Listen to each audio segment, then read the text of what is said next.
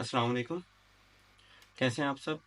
आज का जो हमारा टॉपिक है वो कोऑर्डिनेशन एंड कंट्रोल के हवाले से है। तो कोऑर्डिनेशन एंड कंट्रोल को समझेंगे अच्छे तरीके से, इसको ग्रास्प करना है, इसको अप्रीहेंड करना है। बाय द वे, ये जो अप्रीहेंड का वर्ड है ना, ये स्टेप्स की वोकेबलरी से मैंने सीखा था।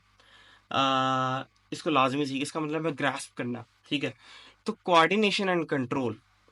अच्छा, कोऑर्डिनेशन एंड कंट्रोल में हमने दो चीज़ों को पढ़ना है। Number one is the nervous coordination, second one is the chemical, और जिसको हम एंडोक्राइन कोऑर्डिनेशन को भी कहते हैं। मैं इसका क्विक रिव्यू दूंगा और इसके साथ साथ बेसिक्स आपकी क्लियर करूंगा इंशाल्लाह।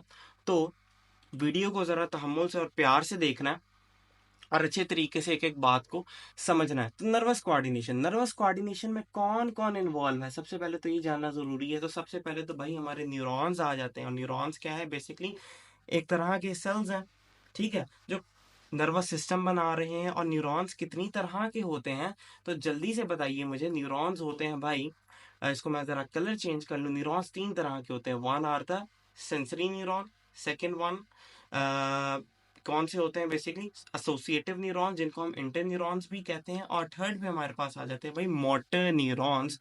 ठीक है भाई, मोटर न्यूरॉन्स जब भी किसी भी मसल्स कोई भी मसल आ जाए, कोई भी ग्लैंड आ जाए, तो उसका ताल्लुक किसके साथ होगा? मोटर न्यूरॉन के साथ। ये बात मैंने यहाँ पे नहीं लिखी, इस बात को आपने एज अ कॉन्सेप्ट याद रखना है कि बेसिकली मोटर न्यूरॉन का क्या मकसद है। मोटर न्यूरॉन्स का मकसद है रिस्पॉन्स पैदा करना। और रिस्पॉन्स तो कोई भी हो सकता है। फॉर एग्जाम्पल मसल्स की बात करें तो मसल्स की कॉन्ट्रैक्शन हो सकती है। तो मसल्स की कॉन्ट्रैक्शन कौन करवा रहे हैं भाई? ये ही हमारे प्यारे मोटर न्यूरॉन्स। इसी तरह ग्लैंड्स की सिक्रीशन भी क्या है? कोई ना कोई रिस्पॉन्स हो सकता है किसी भी स्टिमुलस के नतीजे में। Now what is stimulus? Stimulus anything which provokes a response. ठीक है, इसको हम क्या कहते हैं? स्टिमुलस। तो भाई किसी भी स्टिमुलस के नतीजे में अगर कोई ग्लैंड एक्टिवेट हो जाए और ग्लैंड क्या सिक्रीट करने लगे? सिक्रीशन सिक्रीट करने लगे, तो ये भी सिक्रीशंस किस न्यूरॉन की मदद से आएंगी भाई? मोटर न्यूरॉन्स की मदद से आएंगी। ठीक है, और किसी भी स्टिमुलस को डिटेक्ट किसने करना है भाई? फॉर एग्जांपल मुझे कोई गर्म चीज लगी तो मुझे पेन होगी, लेकिन उस पेन को सेंस कौन करेंगे? कुछ सेंसरी न्यूरॉन्स सेंस करेंगे। और पेन को सेंस करने वाले कौन से रिसेप्टर्स होते थे मुझे बताइए? नोसी रिसेप्टर्स। कौन से रिसेप्टर्स होते थे? नोसी रिसेप्टर्स। ठीक है, NOCA, नोसी रिसेप्टर्स। ठीक हो गया? तो आगे बढ़ते हैं। अच्छा, नर्वस सिस्टम में एक तो न्यूरॉन्स आ गए, दूसरे नंबर पे कुछ नॉन न्यूरोनल सेल्स भी आते हैं। ठीक है, यानी ऐसे सेल्स जो सपोर्टिव होते हैं, जिनका काम क्या है? सपोर्ट देना है। किसको? न्यूरॉन्स को। यानी न्यूरॉन्स को सपोर्ट देने वाले सेल्स कौन से होते हैं? Glial cells. न्यूरॉन्स को सपोर्ट देने वाले सेल्स कौन से होते हैं मेरे प्यारों? Glial cells. ठीक है, यानी ऐसे सेल्स जो न्यूरॉन्स को सपोर्ट करेंगे उनको हम क्या कहते हैं? Glial cells. और ग्लाइल सेल्स की मुख्तलिफ टाइप्स आ जाती हैं। इनमें हमारे पास माइक्रोग्लाइल सेल्स आ जाते हैं, इनमें ओलिगोडेंड्रोसाइट्स आ जाते हैं, इनमें श्वान सेल्स आ जाते हैं, इनमें अपेंडमल सेल्स आ जाते हैं, इनमें एस्ट्रोसाइट्स आ जाते हैं। ठीक है, तो भाई ओलिगोडेंड्रोसाइट्स की अगर मैं बात करूं तो ये मेन सपोर्टिव सेल्स होते हैं, लेकिन कहां पर? सेंट्रल नर्वस सिस्टम में। यानी कि अगर मैं बात करूं तो main glial cells in the central nervous system are the oligodendrocyte, one of the main MCQ. ठीक है, इसी तरह one of the main MCQs. इसी तरह हमारे पास आ जाते हैं श्वान सेल्स। तो भाई ये भी एक सपोर्टिव सेल है, लेकिन कहां पर? पेरिफेरल नर्वस सिस्टम में। यानी कि मैं ये कहूंगा कि main supportive cells in the peripheral nervous system are the Schwann cells. इसी तरह कुछ और ग्लाइन सेल्स भी आ जाते हैं, जिनको हम क्या कहते हैं? अपेंडिमल सेल्स। और अपेंडिमल सेल्स का क्या फंक्शन होता है? अपेंडिमल सेल्स का फंक्शन तो सेरिब्रोस्पाइनल फ्लूइड को प्रोड्यूस करना होता है। ठीक है, इसी तरह एस्ट्रोसाइट्स आ जाते हैं, इनका फंक्शन को भी याद रखने की बिल्कुल जरूरत नहीं है। माइक्रोग्लाइन सेल्स, भाई याद रखें कि हर बेसिकली कुछ इम्यून सेल्स हैं जो स्पेसिफिक है कहाँ पर? जैसे लिवर के कुछ अपने इम्यून सेल्स होते हैं, कप्फर सेल्स हो गए, ठीक है ना, इस तरह के।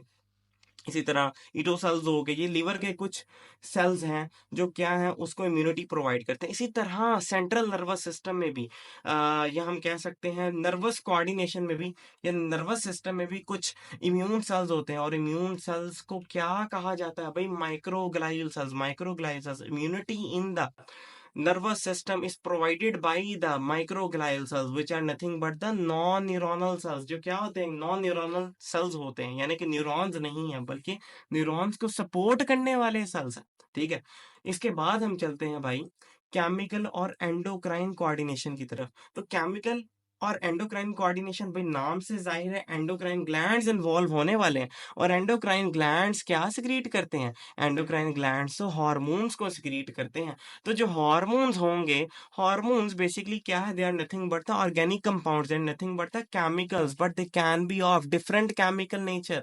इनकी केमिकल नेचर्स डिफरेंट हो सकती हैं। अभी मैंने एक वीडियो बनाई है, उस वीडियो को लाजमी देखिएगा। उस वीडियो में मैंने फ्लो चार्ट बेस्ड स्टडी के बारे में बताया है। तो ये जो मैं जिस तरह से पढ़ा रहा हूँ ये फ्लो चार्ट्स ही, ठीक है। उस वीडियो को लास्ट में देखिएगा, इंशाल्लाह आपको समझ आएगी। अब एक क्वेश्चन की तरफ जाते हैं। मेरा आपसे सवाल है कि रेशियो ऑफ न्यूरॉन्स और glial cell central nervous system में क्या, यानी what is the ratio of neurons and glial cells in the central nervous system. तो भाई आंसर है 1:1। याद रखिएगा कि नर्वस सिस्टम में 50% ही न्यूरॉन्स होते हैं और 50% ही ग्लाइल सेल्स होते हैं। तो दोनों की रेशियो अगर मैं बात करूं, दोनों की रेशियो क्या आ जाएगी, 1:1, क्योंकि 50 डिवाइडेड बाय 50 1 आ जाएगा। ठीक है, दोनों की रेशियो हाफ है ना, बिल्कुल 1:1। ओके, तो आगे चलते हैं भाई। यहाँ पे एक बात मैंने की कि hormones can be of different nature, तो इनकी नेचर्स को डिस्कस कर लेते हैं। ठीक है, आगे बढ़ते हैं। इंशाल्लाह मुझे उम्मीद है कि इतना हिस्सा आपको बहुत अच्छे तरीके से समझ। तो आगे बढ़ते हैं केमिकल नेचर ऑफ हार्मोन्स की तरफ। तो केमिकल नेचर ऑफ हार्मोन्स को समझना है हमने, तो भाई हार्मोन्स की केमिकल नेचर्स डिफरेंट तरह की हो सकती है। फॉर एग्जांपल कुछ हार्मोन स्टीरॉयडल्स हो सकते हैं, ये स्टीरॉइड्स की तरह के हो सकते हैं। कैसे, ये कौन कौन से, फॉर एग्जांपल प्रोजेस्टेरॉन एक स्टीरॉयडल हार्मोन है, एल्डोस्टेरॉन एक स्टीरॉयडल हार्मोन है, एस्ट्रोजन एक स्टीरॉयडल हार्मोन है, टेस्टोस्टेरॉन एक स्टीरॉयडल हार्मोन है, cortisol is a steroidal hormone. और गालबन जहाँ तक मुझे याद है कि 2022 में नम्स के टेस्ट में ये क्वेश्चन आया था कि testosterone is one of the following hormone, steroidal, proteinaceous या अमीनो एसिड डेरिवेटिव या पॉलीपेप्टाइड। तो आंसर था टेस्टोस्टेरॉन, स्टीरॉयडल हार्मोन। ये क्या है, स्टीरॉयड है। अच्छा, इनके मुख्तलिफ सोर्सेज होते हैं। फॉर एग्जांपल प्रोजेस्टेरॉन कहाँ से निकलता है, तो प्रोजेस्टेरॉन तो प्लेसेंटा से निकलता है। ठीक है, प्रोजेस्टेरॉन कहाँ से निकलता है, प्लेसेंटा से निकलता है। इसी तरह एल्डोस्टेरॉन कहाँ से निकलता है, ज़रा मुझे बताइए, एल्डोस्टेरॉन कहाँ से निकलता है। तो एल्डोस्टेरॉन तो आपके एड्रीनल ग्लैंड से निकलता है। ठीक है, एड्रीनल ग्लैंड से निकलता है। इसी तरह एस्ट्रोजन कहाँ से निकलता है, तो ये ओवरीज से निकलता है। टेस्टोस्टेरॉन कहाँ से निकलता है, इंटरस्टिशियल सेल से निकलता है। याद कीजिए, हमने टेस्टीज में इनके बारे में अच्छे तरीके से पढ़ा है। कॉर्टिसोल कहाँ से निकलता है, भाई कॉर्टिसोल भी कहाँ से निकलता है, एड्रीनल ग्लैंड से। ठीक है ना, सारे ये एल्डोस्टेरॉन और कॉर्टिसोल। अच्छा, एल्डोस्टेरॉन का फंक्शन क्या है, aldosterone is a mineralocorticoid hormone. इसका मेन फंक्शन क्या है, सोडियम आइंस को प्रिजर्व करना, सोडियम आइंस को बॉडी से लॉस होने से उनका बचाना, कि वो ज़्यादा मिकदार में लॉस ना हो जाए। ठीक है, यानी एल्डोस्टेरॉन किसकी रिकवरी करेगा, सॉल्ट की रिकवरी करेगा। कॉर्टिसोल, भाई कॉर्टिसोल ग्लूकोकॉर्टिकॉइड हार्मोन है और इसका क्या काम है, इसका काम है जब ग्लूकोज कम हो तो उसके लेवल को बढ़ा देना, उसके लेवल को क्या कर देना है, बढ़ा देना। अब प्रोटीनिशियस हार्मोन्स में मेरे पास सोमेटोट्रोफिन हार्मोन आ जाता है, गोनेडोट्रोफिन हार्मोन आ जाता है, इंसुलिन हार्मोन आ जाता है। और इंसुलिन हार्मोन में कितने थे, याद रखें, फ्रेडरिक सेंगर का एक्सपेरिमेंट था, कितने हार्मोन्स इंसुलिन में उसने डिस्कवर किए थे भाई, 51। दो चेन्स में, एक चेन में अल्फा बीटा चेन, एक चेन में 21 अमीनो एसिड्स है, दूसरी चेन में 30 अमीनो एसिड्स है, दूसरे और आखिर में आ जाता है हमारे पास ग्लूकागॉन। तो इंसुलिन और glucagon both hormones have negative feedback, दोनों एक दूसरे के अगेंस्ट काम करते हैं। इंसुलिन ग्लूकोज के लेवल को कम करता है, ग्लूकागॉन ग्लूकोज के लेवल को बढ़ा देता है। इसी तरह अमीनो एसिड डेरिवेटिव्स में मेरे पास एक हार्मोन आ जाता है थायरॉक्सिन, और ये कहाँ से निकलता है, थायराइड ग्लैंड से निकलता है। ये कहाँ से निकलता है भाई, ये तो थायराइड ग्लैंड से निकलता है। ठीक है, और इसमें मजीद बात करते हैं हम कैटिकॉल अमाइंस की। तो कैटिकॉल अमाइंस में एपिनेफ्रिन, नॉर एपिनेफ्रिन, या जिसको एड्रीनालिन और नॉर एड्रीनालिन भी कहा जाता है। उसके बाद हमारे पास पॉलीपेप्टाइड हार्मोन्स आ जाते हैं, जिसमें हमारे पास एंटी डायूरेटिक हार्मोन आ जाता है oxytocin. Anti diuretic hormone is also known as vasopressin, और वेसोप्रेसिन इसको क्यों कहा जा रहा है, नाम से जाहिर है कि वेसल्स को प्रेस करता है। ये क्या करता है, वेसल्स को प्रेस करता है। Now which of the following is a steroidal hormone, तो भाई क्वेश्चन है तो क्वेश्चन का जवाब दे, क्या ऑक्सीटोसिन है, नहीं ऑक्सीटोसिन तो पॉलीपेप्टाइडल हार्मोन है, अभी हमने देखा। तो क्या एल्डोस्टेरॉन है, शायद में भी अभी देख लेते हैं। भाई थायरॉक्सिन तो नहीं है, नहीं थायरॉक्सिन तो अमीनो एसिड डेरिवेटिव होता है, अभी हमने देखा, ठीक है। एंटी डाययूरेटिक हार्मोन भी पॉलीपेप्टाइड है, तो आंसर क्या है भाई, aldosterone. Aldosterone is a aldosterone is a steroidal hormone or it is a chief mineralocorticoid hormone. Which one of the following hormone is the, MCQ है, which one of the following hormone is the chief mineralocorticoid hormone, तो उस mineralocorticoid hormone का नाम क्या होगा भाई, aldosterone. Aldosterone is a chief mineralocorticoid hormone. अगली slide की तरफ बढ़ते हैं। याद रखें, मैं जब भी कहूँ कि सवाल है, मेरा आपसे सवाल है और इस तरह की कोई भी क्वेश्चन से रिलेटेड बात करूँ, तो आपने समझ जाना है कि क्वेश्चन से रिलेटेड बात हो रही है, तो ये क्वेश्चंस वही क्वेश्चन है जो एमडी कैट में आ भी सकते हैं, ठीक है। जैसे अक्सर मैं एक लाइन शायद बार बार अब आइंदा बोलूँ कि मेरा आपसे सवाल है, मेरा आपसे सवाल है, तो इस सवाल की भी एक टेक्निक है याद रखने के लिए किसी ना किसी चीज़ को, ठीक है। इसका जिक्र भी मैं एक वीडियो में अपनी कर चुका हूँ, उस वीडियो को लाजमी देखिएगा, मैं इसको आई बटन में शो भी कर दूंगा। Okay, now other endocrine chemicals और ओरिजिन क्या है, अदर एंडोक्राइन केमिकल्स और उनके ओरिजिन क्या है, कौन कौन से एंडोक्राइन हार्मोन्स कहाँ कहाँ से निकलते हैं, सवाल ये है। तो भाई सोमैटोट्रोफिन हार्मोन, गोनेडोट्रोफिन हार्मोन, ठीक है ना। इसी तरह प्रोलैक्टिन, इंटरस्टिशियल स्टिमुलेटिंग हार्मोन, जिसको फीमेल्स में ल्यूटिनाइजिंग हार्मोन कहा जाता है। ल्यूटिनाइजिंग हार्मोन का फंक्शन क्या था, ओव्यूलेशन करवाना, रप्चरिंग ऑफ फॉलिकल्स करवाना। ये सारे कहाँ से निकलते हैं भाई, ये तो इंटीरियर पिट्यूटरी से निकलते हैं। गैस्ट्रिन और सेक्रेटिन हार्मोन, ना गैस्ट्रिन जी सेल से निकलता है, जी सेल्स कहाँ होते हैं, स्टमक में होते हैं। सेक्रेटिन ड्यूओडेनम से निकलता है। ओवरऑल ये बहुत हार्मोन्स कहाँ से निकल रहे हैं, डाइजेस्टिव सिस्टम से निकल रहे हैं। और याद रखें कि first hormone which was discovered वो क्या था, सेक्रेटिन था। और सेक्रेटिन हार्मोन पहला हार्मोन था जिसको किसने डिस्कवर किया था, स्टार्लिंग और बेलिस ने। इसके अलावा इंसुलिन और ग्लूकागॉन तो पेनक्रियाज से निकलते हैं। इंसुलिन बीटा सेल से निकलते हैं और बीटा सेल्स की मिकदार ज़्यादा होती है। बीटा सेल्स हर हाई कंसर, ये ज़्यादा तादाद में होते हैं पेनक्रियाज के अंदर। ग्लूकागॉन की तादाद, ग्लूकागॉन अल्फा सेल से निकलता है। कौन से सेल से निकलता है भाई, ये अल्फा सेल से निकलता है। और अल्फा सेल्स बीटा सेल्स के निस्बत कम होते हैं, ठीक है, ये मैंने लिखा भी अल्फा सेल्स। और ग्लूकागॉन का मकसद क्या है, ग्लूकोज के लेवल को बढ़ा देना। इंसुलिन का मकसद क्या है, ग्लूकोज के लेवल को कम कर देना, ठीक है। अच्छा, ओवरीज पे आ जाते हैं, जो क्या है, फीमेल क्या है, गोनेड्स हैं। तो राइपनिंग फॉलिकल्स, इनमें जो राइपनिंग फॉलिकल्स होते हैं वो क्या सीक्रेट करती हैं, एस्ट्रोजन। अगर फॉलिकल्स के रिलेटेड, ओवरीज के रिलेटेड आपका कॉन्सेप्ट क्लियर नहीं है तो ये मेरा पूरा लेक्चर है रिप्रोडक्शन के मामले में, रिप्रोडक्शन के ऊपर, उस टॉपिक के ऊपर, उसको लाजमी देखें। रप्चर्ड फॉलिकल्स, रप्चर्ड फॉलिकल्स क्या सीक्रेट करते हैं, प्रोजेस्टेरॉन। इसके अलावा याद रखें कि प्रोजेस्टेरॉन प्लेसेंटा से भी निकलता है, प्लेसेंटा से भी निकलता है, ठीक है ना।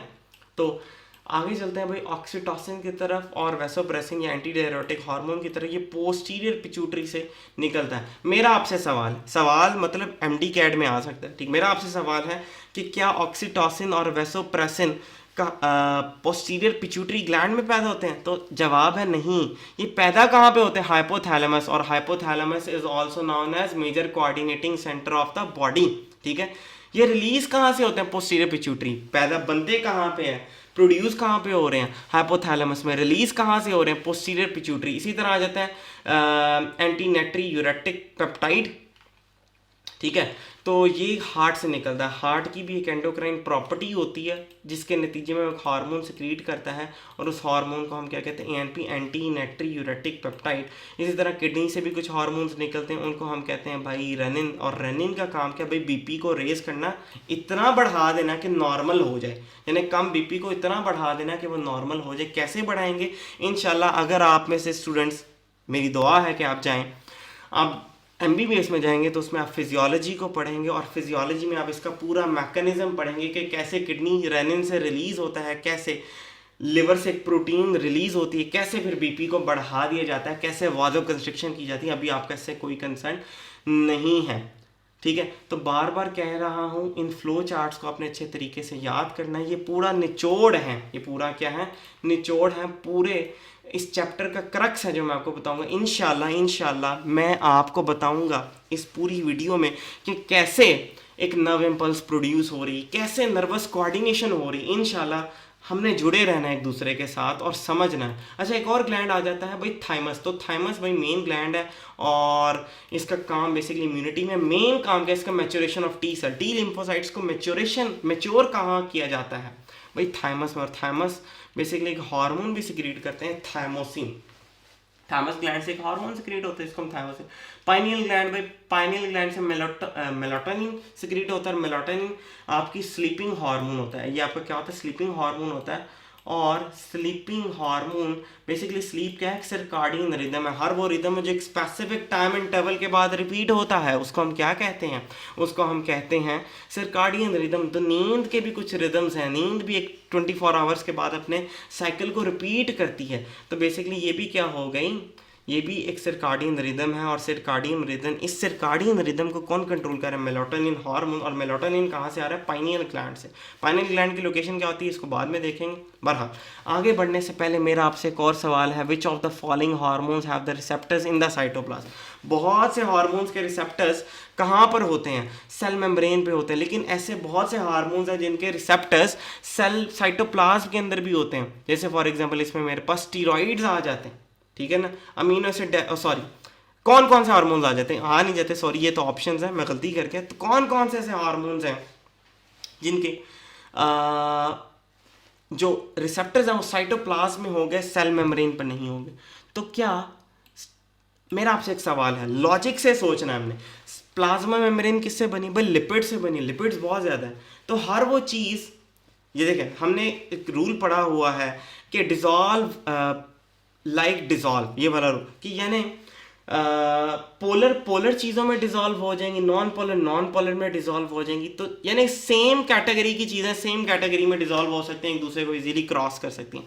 तो चूंकि उनमें क्या होती है, लिपिड बायलेयर होती है प्लाज्मा में, तो स्टीरॉइड्स भी लिपिड्स की एक कैटेगरी है। तो लिपिड्स आसानी से प्लाज्मा मेम्ब्रेन को क्रॉस कर पाएंगे, इसलिए इनके जो रिसेप्टर्स होंगे वो कहाँ होने वाले, साइटोप्लाज्म। अमीनो एसिड डेरिवेटिव्स, अच्छा प्रोटीन्स, अमीनो एसिड्स मिलते जाते हैं, प्रोटीन्स बनती हैं, पॉलीपेप्टाइड्स बनते हैं, पॉलीपेप्टाइड्स मिलते हैं, प्रोटीन्स बनती हैं, ठीक है। तो भाई प्रोटीन एक बड़ा स्ट्रक्चर है, एक बड़ा मैक्रोमॉलिक्यूल है। तो मैक्रोमॉलिक्यूल्स के लिए बहुत मुश्किल है प्लाज्मा मेम्ब्रेन को क्रॉस करना। तो इस वजह से अमीनो एसिड डेरिवेटिव्स, जो अमीनो एसिड से यानी अमीनो एसिड से डेराइव्ड हुई हुई प्रोडक्ट्स हैं, उनके भी रिसेप्टर्स कहाँ होते हैं, साइटोप्लाज्म। तो ये हमारा ऑप्शन है। प्रोजेस्टेरॉन एक स्टीरॉयडल हार्मोन है, ठीक है। और थायरॉक्सिन क्या है, एक अमीनो एसिड डेरिवेटिव है, ठीक है। ये भी हमारा एक ऑप्शन है, यानी असल ऑप्शन क्या है, बोथ ए एंड बी। कहना ये चाहता हूँ कि स्टीरॉइड्स आसानी से क्रॉस कर सकते हैं क्योंकि लिपिड बाइलेयर की बनी होती है प्लाज्मा मेम्ब्रेन, और स्टीरॉइड्स आसानी से सेम कैटेगरी वाली चीज़ों को क्रॉस कर सकते हैं, यानी लिपिड्स को क्रॉस कर सकते हैं। अमीनो एसिड डेरिवेटिव छोटे से होते हैं, छोटे से मॉलिक्यूल्स हैं, आसानी से क्रॉस कर सकते हैं। प्रोजेस्टेरॉन एक स्टीरॉयडल हार्मोन है, तो इसका जो रिसेप्टर होगा कहाँ होगा, साइटोप्लाज्म में होगा। इसी तरह थायरॉक्सिन एक अमीनो एसिड डेरिवेटिव है, तो इसका भी जो रिसेप्टर होगा कहाँ होगा, साइटोप्लाज्म में होगा। तो आंसर है बोथ एंड बी। भाई प्रोटीन्स क्रॉस नहीं कर सकते, पॉलीपेप्टाइड्स क्रॉस नहीं कर सकते इजीली डायरेक्टली प्लाज्मा मेम्ब्रेन को। यहाँ मैंने नीचे एक छोटा सा क्या कहते हैं, एक न्यूरॉन का स्ट्रक्चर बनाया है जिसमें एक एक्सॉन होता है। एक्सॉन का फंक्शन क्या है, to conduct nerve impulse towards the away from the nucleus cell body. यानी एक्सॉन्स क्या करते हैं, एक्सॉन्स नर्व इम्पल्स को सेल बॉडी से दूर लेकर जाते हैं, जबकि dendrites towards the cell body इसको कंडक्ट करेंगे। यानी ये नर्व इम्पल्स आ रही है, ये सेल बॉडी तक आएगी और एक्सॉन्स इसको फिर आगे से दूर ले जाएंगे, ठीक है। तो आगे बढ़ते हैं अगली स्लाइड की तरफ। यहाँ आगे बढ़ने से पहले मैं ये बता दूं कि आपने इस बात को अच्छे तरीके से याद रख लेना है कि स्टीरॉइड्स और अमीनो एसिड डेरिवेटिव्स, उनके रिसेप्टर्स हमेशा साइटोप्लाज्म के अंदर होंगे, ना कि सेल मेम्ब्रेन पे, ठीक है ना। प्लाज्मा मेम्ब्रेन पे इनके रिसेप्टर्स बिल्कुल भी नहीं होने वाले।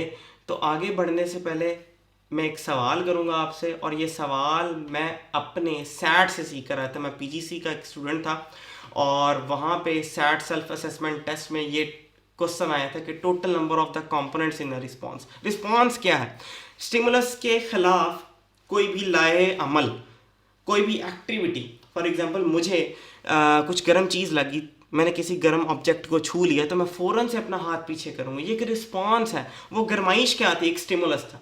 तो कौन कौन से या कितने कंपोनेंट्स होंगे जो एक स्टिमुलस को, एक रिस्पॉन्स को पैदा करने में इन्वॉल्व होंगे? तो भाई आंसर है 5, और मैं इसका 3 लगाया था जो माशाल्लाह से गलत था।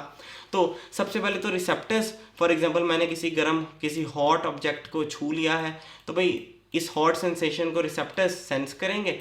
इस सेंसेशन को सेंसरी न्यूरॉन्स के through interneuron central nervous system में, याद रखें इंटरन्यूरॉन्स या फिर एसोसिएटिव न्यूरॉन्स की लोकेशन क्या है? Central nervous system, spinal cord और ब्रेन। सेंट्रल नर्वस सिस्टम तक इन सेंसेशंस को भेजा जाएगा, वहाँ से इन सेंसेशंस को मोटर न्यूरॉन्स तक भेजा जाएगा और मोटर न्यूरॉन से फिर इफेक्टर्स तक भेजा जाएगा। इफेक्टर्स क्या हो सकते हैं? मसल्स भी हो सकते हैं, ग्लैंड भी हो सकता है। अभी मैंने बताया मसल्स और ग्लैंड्स के साथ जो डायरेक्ट कनेक्शन होगा या क्योंकि मसल्स और ग्लैंड्स ने क्या पैदा करना होता है? रिस्पॉन्स। तो रिस्पॉन्स को पैदा करवाने में कौन से न्यूरॉन्स इन्वॉल्व होते हैं? भाई मोटर न्यूरॉन्स इन्वॉल्व होते हैं। अगला सवाल मेरा आपसे है, is there any anatomic bridge between the neurons? क्या कोई एनाटॉमिक ब्रिज होता है? क्या न्यूरॉन्स बिल्कुल जुड़े होते हैं आपस में? भाई नहीं, उनके दरमियान फिर ऐसा क्या होता है जो उनको जोड़ के रखता है? तो उनके दरमियान एक कनेक्शन होता है, एक क्लेफ्ट होता है, एक स्पेस होती है, गैप जंक्शन होती है, जिसको हम क्या कहते हैं? साइनैप्स। अच्छा, आगे बढ़ने से पहले मैं आपको स्पाइनल कॉर्ड का हल्का सा ओवरव्यू देना चाहता हूँ, ज़्यादा ज़रूरी नहीं है लेकिन समझ लें तो अच्छा। तो भाई स्पाइनल कॉर्ड का ये एक सेगमेंट है। स्पाइनल कॉर्ड का क्या है? एक सेगमेंट है। फर्ज कर लें, एक इमेजिन करें, जो मैं कहूँगा मैं आपको इमेजिन नहीं करवा सकता अभी क्योंकि मैं खुद लाइव यहाँ पे नहीं हूँ, मैं अपनी स्लाइड्स को शो कर रहा हूँ। तो इमेजिन करें आपके हाथ में एक लोहे का रॉड है, ठीक है, जो आपने वर्टिकल पोजीशन में पकड़ा हुआ है कुछ इस तरह से, और ये रॉड बिल्कुल इक्विवेलेंट है। फर्ज कर लें स्पाइनल कॉर्ड है, इसको आप सेंटर से काटें, अब इसको रोटेट करके देखें तो आपको एक गोल सा दायरा आएगा। यानी इसको उठा कर देखें, यहाँ से मैंने काट दिया, अब यहाँ से जहाँ से मैंने इसको काटा है, यहाँ से जब मैं कट लगा रहा हूँ, इसको उठा के देखें, आपको गोल नजर आएगा। इमेजिन करें मैं कहना क्या चाहता हूँ, मुझे उम्मीद है आप कोशिश करेंगे तो मेरी बात को समझ पाएंगे। तो फर्ज कर लें ये वही सेगमेंट है, ये वही क्रॉस सेक्शन है जो मैं देख रहा हूँ। अच्छा, यहाँ पे एक डीप एक फिशर होता है, एक क्या नहीं घड़ा सा बना होता है। जहाँ पे घड़ा सा बना होता है ना, ये रिप्रेजेंट करता है आपकी आपकी क्या कहते हैं, एंटीरियर साइड को, वेंट्रल साइड को, ठीक है ना। और एंटीरियर साइड पे जो न्यूरॉन्स होते हैं उनका ताल्लुक क्या होता है? वो मोटर न्यूरॉन्स होते हैं। उनका ताल्लुक क्या? भाई मोटर न्यूरॉन्स होते हैं। जो रेड न्यूरॉन्स है ना, ये मोटर न्यूरॉन्स है। और पोस्टीरियर साइड पे भाई जो न्यूरॉन्स होते हैं ना, न्यूरॉन्स जो पोस्टीरियर साइड से आ रहे होते हैं स्पाइनल कॉर्ड के, वो क्या होते हैं भाई? सेंसरी न्यूरॉन्स होते हैं। इसका मतलब जो स्पाइनल कॉर्ड का पोस्टीरियर पार्ट है ना, पोस्टीरियर पार्ट वो क्या है? वो सेंसरी होता है अपने फंक्शन में। और जो एंटीरियर पार्ट है, जो वेंट्रल पार्ट है भाई, वो क्या होता है भाई? वो तो मोटर होता है अपने फंक्शन में, ठीक है ना। और बेसिकली ये सेंसरी न्यूरॉन्स है ना, यहाँ पे मौजूद कुछ न्यूरॉन्स, जो ब्लू कलर वाले न्यूरॉन्स है ना, जिनको मैं अभी हाईलाइट कर रहा हूँ, ठीक है ना, ये वाले ब्लू कलर वाले न्यूरॉन्स, ये इंटर न्यूरॉन्स है, ये एसोसिएटिव न्यूरॉन्स है। ये जो सेंसरी न्यूरॉन्स है, इन्होंने साइनैप्स की होती है। साइनैप्स क्या है भाई? एक ब्रिज है दो न्यूरॉन्स के दरमियान, ठीक है।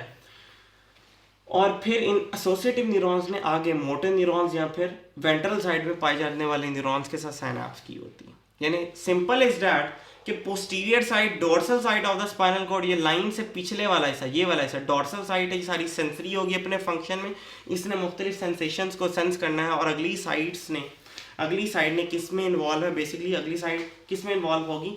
रिस्पॉन्स पैदा करवाने में, क्योंकि इसके पास क्या है? इसके पास तो मोटर न्यूरॉन्स हैं, ठीक है। तो आगे बढ़ते हैं भाई। इंशाल्लाह मुझे उम्मीद है कि मैं अपनी बातें आपको बेहद अच्छे तरीके से समझा पा रहा हूँ और ये आपके बहुत काम आएगी। अभी सेल्फ असेसमेंट टेस्ट भी होने वाला है सैट का 18 फरवरी तकरीबन 2024 में, इंशाल्लाह इसमें बहुत काम आएगा। मुझे उम्मीद है कि एग्जैक्ट नहीं मैं जानता, लेकिन जहाँ तक मेरा अंदेशा है कि ये चैप्टर भी आपके सैट में शामिल होने वाला। अब हम बढ़ेंगे भाई, दो न्यूरॉन्स हैं, तो दो न्यूरॉन्स के दरमियान हमने कनेक्शन तो पढ़ लिया कि उनके दरमियान एक साइनैप्स होती है, एक स्पेस होती है, ठीक है। लेकिन अब ये दो न्यूरॉन्स का काम क्या है भाई? नर्व इम्पल्स को पैदा करना, और नर्व इम्पल्स बेसिकली एक सिग्नल है। बेसिकली भाई याद रखो, नर्व इम्पल्स का दूसरा नाम क्या? Action potential. एक्शन पोटेंशियल को हम करंट भी कह सकते हैं न्यूरॉन्स में, और करंट को हम नर्व इम्पल्स भी कह सकते हैं न्यूरॉन्स में, और नर्व इम्पल्स को हम इलेक्ट्रिकल इम्पल्स भी कह सकते हैं। भाई करंट क्या होता था? करंट होता था किसी भी एरिया के थ्रू चार्जेस का फ्लो करना। किसी भी एरिया के थ्रू जब चार्जेस फ्लो करेंगे तो उस एरिया में, उस क्रॉस सेक्शंस में फ्लो करते हुए चार्जेस एक सेकंड में कितने चार्ज फ्लो करेंगे, एक सेकंड में उस एरिया से कितने चार्ज फ्लो, यही तो है करंट भाई, यही तो है करंट। और न्यूरॉन्स में भी क्या दौड़ता है? न्यूरॉन्स में भी करंट दौड़ेगा। इस बात को आपने अच्छे तरीके से समझ लेना है। और उसी करंट को हम क्या कहते हैं? Action potential. उसी करंट को हम क्या कहते हैं भाई? Action potential. ये बात बहुत ज़रूरी है। अब हमने ये भी देखना है कि ये कैसे ये एक्शन पोटेंशियल एक न्यूरॉन में पैदा होगा, और कैसे ये एक न्यूरॉन से दूसरे न्यूरॉन तक जाएगा स्पेस को क्रॉस करते हुए, ठीक है ना, स्पेस को क्रॉस करते। मेरी बात समझ आ रही? मुझे उम्मीद है बात समझ आ रही होगी इंशाल्लाह।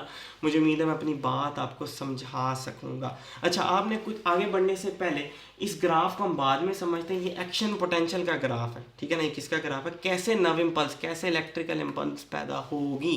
अच्छा, आपने बात याद रखनी है कि न्यूरॉन्स में कुछ पंप्स होते हैं, जैसे सोडियम और पोटेशियम पंप्स। अच्छा, ये पंप्स दूसरे सेल्स में भी होते हैं, ऐसा नहीं है न्यूरॉन्स में, ठीक है, ये न्यूरॉन्स में भी होंगे, सोडियम पोटेशियम। अच्छा, पंप का लफ्ज़ जहाँ भी आ जाए ना, आपने समझ जाना है कि कम से ज़्यादा की तरफ काम हो रहा है, यानी अगेंस्ट द कंसंट्रेशन ग्रेडियंट।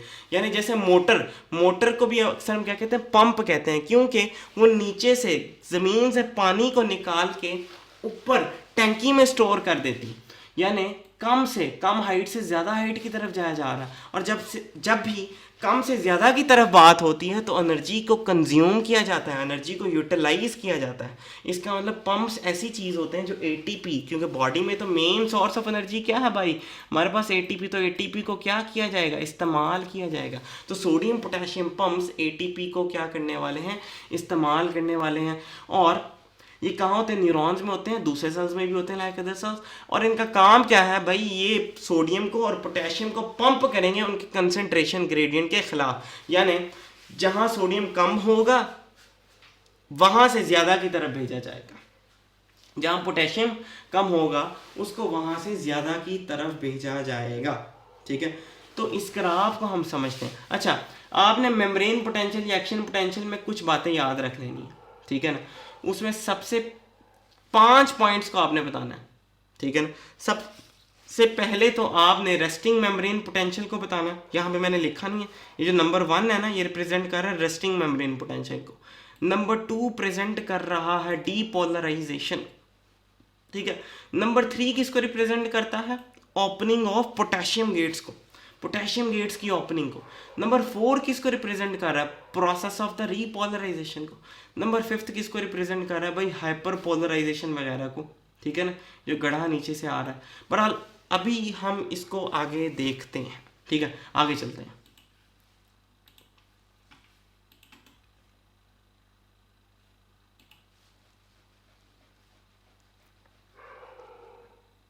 ठीक है, तो ये मैंने अगली स्लाइड खोल ली है। मुझे उम्मीद है मैं अपनी बात समझा सकूं। फर्ज कर लें ये न्यूरॉन है, ये न्यूरॉन का एक क्रॉस सेक्शन है। पीछे एक न्यूरॉन था ना, फर्ज कर लें ये न्यूरॉन, और न्यूरॉन का मैंने तकरीबन इतना हिस्सा ले लिया, ठीक है, इतना हिस्सा ले लिया, और इतने हिस्से को मैं यहाँ पे ना बना रहा हूँ। ये जो मैंने कट लगाया ना, सिर्फ इतना, ठीक है। मुझे उम्मीद है मैं आपको अपनी ये जो इतना हिस्सा मैंने कट लगाया है ना, फर्ज कर लें सिर्फ इतना हिस्सा मैंने इधर रीड्रॉ कर दिया है, ठीक है। अब इसमें मैंने कुछ पंप्स को भी आपको समझाने के लिए ड्रॉ कर दिए, ठीक है।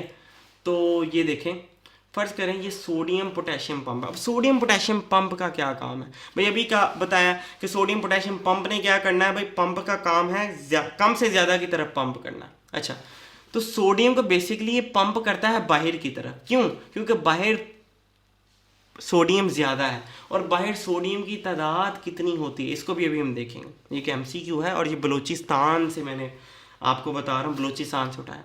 अच्छा, अंदर सोडियम की इनसाइड सोडियम की कंसंट्रेशन क्या होती है भाई, ज़रा कम होती है, और बाहर आउटसाइड सोडियम की कंसंट्रेशन ज़्यादा होती है। इसलिए सोडियम पोटेशियम पंप क्या करते हैं भाई, सोडियम को बाहर की तरफ पंप करते हैं। मेरा आपसे सवाल है कितने सोडियम्स को बाहर पंप किया जाता है, तो भाई 3 सोडियम्स को अंदर से उठा के बाहर पंप कर दिया जाता है। ये एक नॉर्मल हमने क्या एक्सटेंडेड सेट किया हुआ अपनी बातों को समझाने के लिए, ये आपने याद रखना है कि 3 सोडियम्स को बाहर पंप कर दिया जाता है। अच्छा, बाहर होता क्या, बाहर पोटेशियम कम होता है, अंदर पोटेशियम ज़्यादा होता है। तो पोटेशियम को बाहर जो कि कम है अंदर की तरफ पंप कर दिया जाता है बाहर से। और कितने पोटेशियम्स को अंदर पंप किया जाता है, तो 2 सोडियम्स को सॉरी 2 पोटेशियम्स को बाहर से उठाया जाता है, और 2 पोटेशियम्स को, उन्हीं 2 पोटेशियम्स को जिनको बाहर से उठाया जाता है अंदर पंप कर दिया जाता है। इसके अलावा एक और पॉइंट के अंदर कुछ नेगेटिव ऑर्गेनिक आइंस भी होते हैं। अच्छा, यहाँ पे कुछ बातें हमने समझनी है। आप देखें कि सोडियम पे भी पॉजिटिव चार्ज है, ठीक है ना, और ये वाला पॉजिटिव, सोडियम पे भी पॉजिटिव चार्ज है और पोटेशियम पे भी पॉजिटिव चार्ज, लेकिन बाहर ज्यादा पॉजिटिव चार्जेस को पंप किया जा रहा है, अंदर कम पॉजिटिव चार्जेस को पंप किया जा रहा है। बाहर ज्यादा सोडियम को पंप किया जा रहा है, अंदर कम पोटेशियम को पंप किया जा रहा है। तो जहां ज्यादा पॉजिटिव चार्जेस आएंगे वहां ज्यादा पॉजिटिविटी आएगी, और जहां कम पॉजिटिव चार्जेस आएंगे वहां कम पॉजिटिविटी आएगी, मींस नेगेटिविटी ज्यादा होगी। आपने रिलेशन, आइंस्टाइन की थ्योरी थी ना, थ्योरी ऑफ रिलेटिविटी, तो थ्योरी ऑफ रिलेटिविटी को आपने अप्लाई करना है रिलेशन में। यानी अगर बाहर ज्यादा सोडियम है तो ज्यादा सोडियम मतलब ज्यादा पॉजिटिव चार्जेस, और अंदर कम सोडियम आ या कम पॉजिटिव चार्जेस आ रहे हैं तो मींस कम पॉजिटिविटी है। कम पॉजिटिविटी होगी तो पॉजिटिविटी के लिहाज से क्या ज़्यादा होगी, नेगेटिविटी ज़्यादा होगी। तो भाई यही तो होता है जब न्यूरॉन्स नव इम्पल्स जनरेट नहीं करते, जब उनमें कोई करंट नहीं होता, जब उनमें कोई एक्शन पोटेंशियल नहीं होता, तो तब उनमें क्या होता, तब उनकी हालत कुछ इस तरह से होती है कि वो बाहर पॉजिटिव चार्ज होते हैं, क्योंकि बाहर ज़्यादा ज़्यादा सोडियम्स को धकेला जा रहा है, और अंदर से वो रिलेटिवली ज़रा नेगेटिव चार्ज होते हैं, ठीक है ना, क्योंकि अंदर कम पोटेशियम्स को धकेला जा रहा है, ज़्यादा सोडियम्स बाहर। और दूसरी बात क्या है कि अंदर नेगेटिव ऑर्गेनिक आइंस भी होते हैं, कुछ ऐसे आइंस होते हैं ऑर्गेनिक जिन पे नेगेटिव चार्ज होता है, जिसकी वजह से inside of the neuron membrane क्या हो जाती है, नेगेटिव हो जाती है। और ये हालत होती है तब जब न्यूरॉन्स क्या होते हैं, रेस्ट में होते हैं, जब वो कोई भी एक्शन पोटेंशियल नहीं कर रहे होते, जब उनके पास कोई भी एक्शन पोटेंशियल नहीं होता, ठीक है। तो एक्शन पोटेंशियल को हमने समझना है 2 बातों से, resting membrane potential, active membrane potential. Resting membrane potential में क्या होता है भाई, outside is more positive, inside is more negative, ठीक है ना। बाहर पॉजिटिव चार्जेस होते हैं, अंदर नेगेटिव चार्जेस होते हैं। मेरी बात समझ आ रही है ना आपको, उम्मीद है आपको बातें समझा सका हूँगा। इसके बाद पंप्स के अलावा कुछ और चीज़ें भी होती हैं, इनको हम कहते हैं सोडियम लीकेज चैनल्स, ठीक है ना। अच्छा, आपने एक बात याद रखना है, एक बात याद रखनी है, वो याद कैसे रखनी, बहुत इंपॉर्टेंट एमसीक्यू है भाई। मेरा आपसे सवाल है कि ड्यूरिंग रेस्टिंग मेम्ब्रेन पोटेंशियल, जब एक्शन पोटेंशियल नहीं होता, जब बाहर वाला हिस्सा न्यूरॉन्स का, ये वाला हिस्सा ज़्यादा पॉजिटिव चार्ज होता है, ठीक है, फर्ज कर लें न्यूरॉन है, जब बाहर वाला हिस्सा ज़्यादा पॉजिटिव चार्ज होता है और अंदर वाला नेगेटिव चार्ज होता है, ठीक है, तब न्यूरॉन्स किसके लिए परमेबल होते हैं, तब न्यूरॉन्स ऐसा कौन सा आयन होता है जो आसानी से गुजर सकता है भाई, वो पोटेशियम होता है। याद रखें, जब न्यूरॉन्स बाहर से पॉजिटिव चार्ज होते हैं, अंदर से नेगेटिव चार्ज होते हैं, मींस मैं किस स्टेट की बात कर रहा हूँ, रेस्टिंग मेम्ब्रेन पोटेंशियल की। जब 3 सोडियम्स को बाहर धकेला जा रहा है पंप्स के थ्रू, 2 पोटेशियम को अंदर धकेला जा रहा है पंप्स के थ्रू, और अंदर नेगेटिव ऑर्गेनिक आइंस की तादाद भी ज्यादा है, तो तब क्या होता है भाई, ये जो लीकेज चैनल्स होते हैं ना, लीकेज चैनल्स, यहाँ पे चैनल जहाँ पे भी आ जाए आपने समझ आना है, अब अगेंस्ट द कंसंट्रेशन ग्रेडियंट बात नहीं होगी, अब अलोंग द कंसंट्रेशन ग्रेडियंट बात होगी। अलोंग द कंसंट्रेशन ग्रेडियंट कम से ज्यादा की तरफ, सॉरी ज्यादा से कम की तरफ। और ज्यादा पोटेशियम कहाँ पर है, ज्यादा पोटेशियम तो अंदर की साइड पर है, मैंने भी बताया अंदर की जानी पोटेशियम, तो भाई अंदर से बाहर की तरफ पोटेशियम को धकेला जाएगा, ठीक है, धकेला जाएगा। और ये सोडियम लीकेज चैनल्स के थ्रू, और सोडियम लीकेज चैनल्स का रास्ता पोटेशियम के लिए कब ओपन होता है, ड्यूरिंग रेस्टिंग मेम्ब्रेन पोटेंशियल। तो मैं कह सकता हूं कि during resting membrane potential, during RMP, when the outside of the neuron is more positive and inside of the neuron is more negative, तो which one of the following ion is permeable to the neurons, वो potassium ion होता है। वो क्या होता है, potassium ion होता है। उम्मीद है आपको अपनी बात समझा सका हूँगा। अगली स्लाइड की तरफ मूव करते हैं, ठीक है। मैंने नव इम्पल्स अभी जनरेट नहीं की, नव इम्पल्स जनरेट होने से पहले क्या सूरत हाल होती मैं उसको बयान कर चुका हूँ, ठीक है। तो इंशाल्लाह अब नव इम्पल्स जनरेट करके भी आपको दिखाऊंगा और इंशाल्लाह आपको समझ भी आएगा। ठीक है, तो एक्टिव मेम्ब्रेन पोटेंशियल,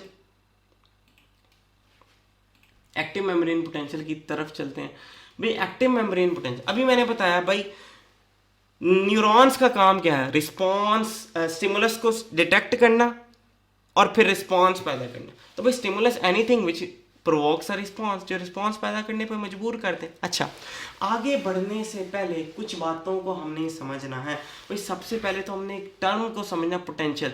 अगर आप फिजिक्स में अच्छे हैं तो आप इस टर्म को बाखूबी, इस टर्म से बाखूबी वाकिफ होंगे भाई। पोटेंशियल क्या है, एनर्जी पर यूनिट चार्ज।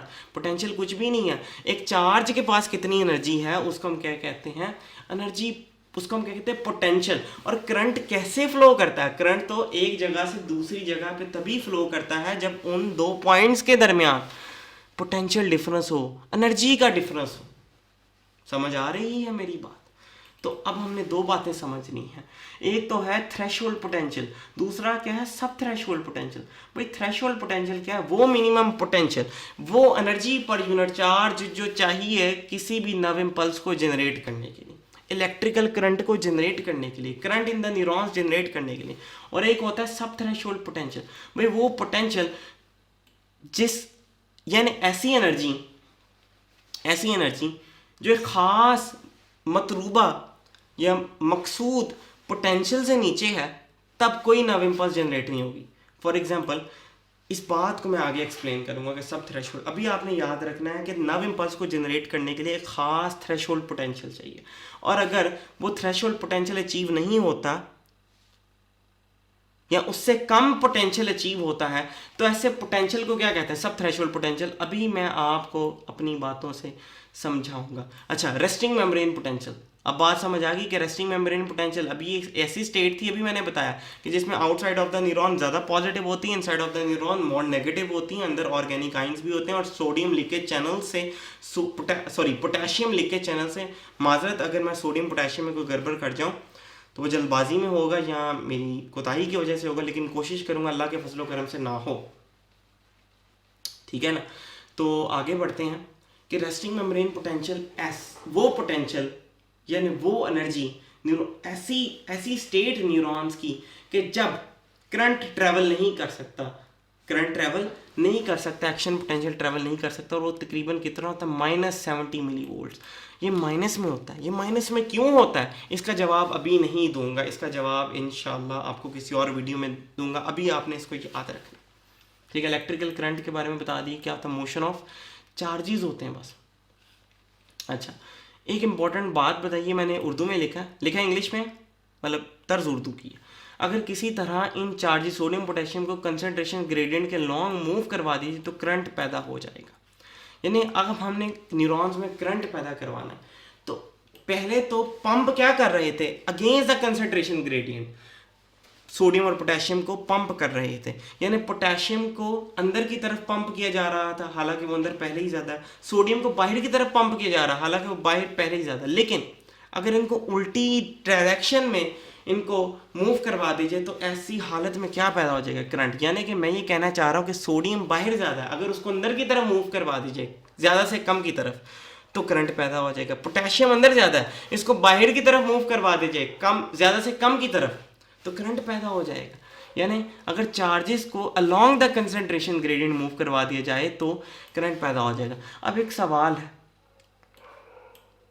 कि अगर 27 सोडियम आइंस का इफ्लक्स हो, यानी उनको न्यूरॉन से बाहर निकाला जा रहा है आउटसाइड इन्वायरमेंट में, तो कितने पोटेशियम आइंस अंदर आएंगे।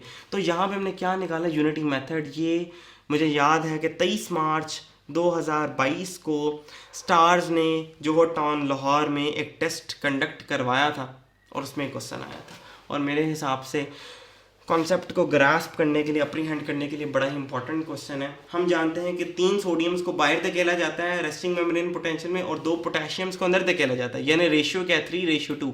ठीक है ना? तो हम एक के लिए पहले कर लेते हैं भाई। अगर एक सोडियम को अगर बाहर निकाला जा रहा है, उसका इफ्लक्स एक सोडियम का है, इफ्लक्स मीन्स आउटसाइड मूवमेंट, तो कितने पोटेशियम अंदर आएंगे, 2/3। भाई 2/3 कैसे है कि एक सोडियम कैसे निकालना है, एक सोडियम के लिए अगर मैं निकालना चाहता हूँ तो मैं सिंपल इक्वेशन नंबर 1 को यूज़ करूँगा, ये वाली, ठीक है ना। और कैसे यूज़ करूँगा कि मैंने एक के लिए निकालना है तो 3 सोडियम्स, अगर मैं इस 3 को 3 से डिवाइड करवा दूँ, यानी इस 3 को मैं 3 से डिवाइड कर दूँ तो 3/3 क्या 1 सोडियम नहीं आ जाएगा। और अगर इस 3 को मैं इधर डिवाइड करवाऊंगा तो मुझे इस दूसरी साइड पे भी डिवाइड करवाना पड़ेगा, जो कि मैंने वाज़ह किया है इस नीचे वाली इक्वेशन में, ठीक है। तो यानी अगर एक सोडियम को बाहर निकाला जाएगा तो कितने पोटेशियम्स अंदर आएंगे, 2/3 पोटेशियम अंदर आएंगे। और अगर अब मैंने 27 सोडियम्स का निकालना है तो मैं 27 को बोथ साइड पे मल्टीप्लाई कर दूंगा तो आपका आंसर आ जाएगा। तो 3 को इस तरह से आप काट सकते हैं, 3 1 3 और 3 9 27, 9 2 18, 18 पोटेशियम्स को अंदर इन्फ्लक्स किया जाएगा, ठीक है। उम्मीद है मेरी बात समझ चुके होंगे। आगे चलते हैं। बस ये चैप्टर हमारा तकरीबन इख्तिताम की तरफ बढ़ रहा है और मुझे उम्मीद है कि मैं अपनी बात आपको समझा भी पा रहा हूँ।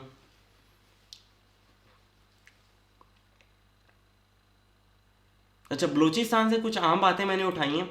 तो भाई आपसे मेरा सवाल है कि भाई कंसंट्रेशन, सोडियम की कितनी कंसंट्रेशन होती है न्यूरॉन के अंदर। तो अभी हमने बताया भाई न्यूरॉन के अंदर तो कम होती है, न्यूरॉन के बाहर ज़्यादा होती है, ठीक है। तो इसकी तकरीबन अंदर बहुत कम होती है, तकरीबन 15 मिली मोल पर लीटर होती है, ठीक है। जबकि बाहर कितनी होती है, यहाँ पे मैं बाहर थोड़ी सी क्वेश्चन में पूरा नहीं लिख सका, थोड़ा सा मिसप्रिंट हो गया, ठीक है। बाहर कितनी होती है, बाहर ज़्यादा होती है 145 मिली मोल पर लीटर। ये आंसर्स हैं, ये आपने याद रखना है, ठीक है। इसी तरह हमारे पास पोटेशियम के बारे में आ जाता है, ठीक है। और ठीक है, पोटेशियम, पोटेशियम हम जानते हैं अंदर की जानिब ज़्यादा होता है, बाहर कम होता है। अंदर ये तकरीबन होता है 150 मिली मोल पर लीटर। कितना होता है, 150 मिली मोल पर लीटर। और बाहर ये बहुत कम होता है, बाहर तकरीबन गालबन ये 5 मिली मोल पर लीटर होता है। यस, 5 मिली मोल पर लीटर होता है, ठीक है। Okay, what is a threshold potential. Threshold potential क्या भाई, थ्रेशोल्ड पोटेंशियल भी आपने याद रखना है कि थ्रेशोल्ड पोटेंशियल कितना होता है। थ्रेशोल्ड पोटेंशियल होता है भाई -50 to -55 वोल्ट्स, ठीक है। थ्रेशोल्ड पोटेंशियल कितना होता है, ये कुछ MCQs हैं, इनको आपने भी रट्टा लगा लेना इंशाल्लाह। इसको मैं आपको अब एक्सप्लेन करूंगा कि थ्रेशोल्ड पोटेंशियल क्या है और बाकी सारी चीज़ें क्या है, ठीक है। आगे बढ़ते हैं मज़ीद। इन MCQs में अगर कोई कोताही होगी हो तो मैं आपसे माज़रत चाहता हूँ, लेकिन मुझे उम्मीद है कि कोई भी मसला नहीं होगा। बहरहाल कहीं ना कहीं मुझे शक है कि शायद मैंने कोई MCQ गलत बता दिया, लेकिन इंशाल्लाह मैं इसको वेरीफाई कर दूंगा, बेफिक्र रहिए। मुझे उम्मीद है कि कोई भी गलती नहीं होगी इंशाल्लाह। बहरहाल आप बलूचिस्तान की बुक्स भी पढ़ सकते हैं अपनी कंफर्मेशन के लिए, ठीक है। तो आगे बढ़ते हैं भाई। अच्छा, फ़र्ज़ कर लें कि आपको किसी ने टच किया, आपको किसी ने क्या कर दिया भाई, टच कर दिया। लेकिन फ़र्ज़ कर लें कि टच की इंटेंसिटी बड़ी थोड़ी थी, बड़ी आहिस्ता से टच किया, ठीक है। अच्छा, ये जो टच का सिग्नल होता है ना, ये सोडियम चैनल्स के लिए होता है। आपके न्यूरॉन्स में कुछ चैनल्स लगे होते हैं जिनको हम सोडियम चैनल्स कहते हैं। सोडियम चैनल्स फ़ौरन ही ओपन हो जाते हैं। ये सोडियम चैनल बनाया हुआ, ठीक है मैंने, सोडियम चैनल फ़ौरन ही ओपन हो जाता है। बाइट सोडियम ज़्यादा है तो सोडियम चैनल का मतलब ही क्या है कि सोडियम मूव करेगा कम से ज़्यादा की, ज़्यादा से कम की तरफ। तो बाइट ज़्यादा है, सोडियम आउटसाइड ज़्यादा है, अंदर कम है, तो भाई थोड़ा सा सोडियम अंदर मूव कर जाएगा क्योंकि अभी टच की इंटेंसिटी बहुत कम थी। अच्छा, इसी तरह भाई आपने याद रखना है कि कुछ sodium voltage gated sodium channels भी होते हैं। ये जो चैनल्स बनाए हैं ना मैंने, एक तो सिर्फ सिंपल सोडियम चैनल्स है, कुछ चैनल्स और भी बनाए हैं, इनको कहते हैं वोल्टेज गेटेड सोडियम चैनल्स। अच्छा, वोल्टेज गेटेड सोडियम चैनल्स अभी आपने याद रखना है, ये आपको ना बलूचिस्तान में मिलेगा, ये आपको ना पंजाब की टेक्स्ट बुक बोर्ड्स में मिलेगा, ठीक है, ना आपको सिंध में मिलेगा, ना आपको कहीं और मिलेगा, ना फेडरल में मिलेगा, ये आपको MBBS में मिलेगा। ये याद रखना है ताकि आपका कॉन्सेप्ट क्लियर हो जाए, ठीक है। अच्छा, वोल्टेज गेटेड सोडियम चैनल्स के बाद कुछ गेट्स होते हैं जिनको हम कहते हैं एक्टिवेशन गेट और डीएक्टिवेशन गेट। तो नॉर्मल रेस्टिंग मेम्ब्रेन पोटेंशियल जब outside of the neuron is more positive, inside of the neuron is more negative by the working of the sodium potassium pump. Activation gate क्या होता है, close होता है। Deactivation gate क्या होते हैं, open होते हैं, देख सकते हैं, ठीक है ना। एक्टिवेशन गेट क्या है भाई, ये क्लोज है, ये गेट है, ये लाइन बनाई ना, ये गेट को रिप्रेजेंट करिए, ये लाइन भी गेट को रिप्रेजेंट करिए, लेकिन ये डीएक्टिवेशन गेट है और एक है एक्टिवेशन गेट, ठीक है। अच्छा, अब सपोज कर लें कि भाई इंटेंसिटी क्या होगी, टच की इंटेंसिटी बहुत बढ़ गई। सपोज कर लें कि किसी ने बड़े ज़ोर से टच किया, सपोज कर लें किसी ने थप्पड़ लापड़ मार दिया आपको ठीक है, तो थप्पड़ मार दिया भाई, अब टच की इंटेंसिटी क्या होगी, बढ़ जाएगी। अच्छा, जब टच किसी ने हल्के लो इंटेंसिटी के साथ किया था ना, तो हुआ कहता कि थोड़े से सोडियम्स अंदर आए थे, थोड़े से सोडियम। अभी मैंने बताया कि इलेक्ट्रिकल करंट पैदा करवाना, एक्शन पोटेंशियल पैदा करवाना चाहते हैं, तो ऐसा क्या करें कि इलेक्ट्रिकल करंट पैदा हो जाए। भाई हमें चाहिए कि हम आइंस को उनकी डायरेक्शन में मूव करवा दें अलॉन्ग द कंसंट्रेशन ग्रेडियंट। तो थोड़ा सा सोडियम जब along the concentration gradient move करेगा, जब इंटेंसिटी ऑफ टच लो थी, तो होगा क्या कि जो रेस्टिंग मेम्ब्रेन पोटेंशियल होता है, जो तकरीबन -70 मिली वोल्ट्स होता है, ये आहिस्ता आहिस्ता बढ़ने लगता है, आहिस्ता आहिस्ता बढ़ने लगता है। लेकिन क्योंकि टच की इंटेंसिटी इतनी ज़्यादा नहीं थी, टच की इंटेंसिटी इतनी ज़्यादा नहीं थी, तो ये इतना, ये थ्रेशोल्ड पोटेंशियल को अचीव ही नहीं कर पाता। ये थ्रेशोल्ड पोटेंशियल वो पोटेंशियल है जो एक न्यूरॉन में करंट पैदा करवाने के लिए चाहिए। minimum potential required to start action potential, minimum potential required to generate an electrical impulse in a neuron, वो क्या है, थ्रेशोल्ड पोटेंशियल। तो क्योंकि टच की इंटेंसिटी बहुत थोड़ी थी, थोड़े से सोडियम्स न्यूरॉन के अंदर आए अलॉन्ग द कंसंट्रेशन ग्रेडियंट, उनकी वजह से थोड़ा सा मेम्ब्रेन पोटेंशियल बढ़ना शुरू हुआ -55 की तरफ जाना शुरू हुआ, ठीक है, -55 की तरफ जाना हुआ, बढ़ना शुरू हुआ। कैसे बढ़ा है भाई, आप कहेंगे -70 ज़्यादा है, -55 थोड़ा हो, नहीं भाई, ये माइनस में बात हो रही है। -70 मीन्स ज़्यादा नेगेटिव, -55 मीन्स छोटी वैल्यू है, छोटी वैल्यू के साथ माइनस है, मतलब कम नेगेटिव, कम नेगेटिव मतलब ज़्यादा पॉजिटिव। रिलेटिविटी को अप्लाई करें, ठीक है। तो भाई ऐसा action potential membrane potential threshold की तरफ जाना शुरू होगा, लेकिन क्योंकि टच की इंटेंसिटी बहुत कम थी, ये जा ही नहीं पाएगा। ये -55 जो कि थ्रेशोल्ड पोटेंशियल है, इसको अचीव ही नहीं कर पाएगा। जब तक कोई भी पोटेंशियल -55 को अचीव नहीं करेगा, तब तक एक्शन पोटेंशियल जनरेट नहीं हो सकता। इस बात को आपने याद रखना है।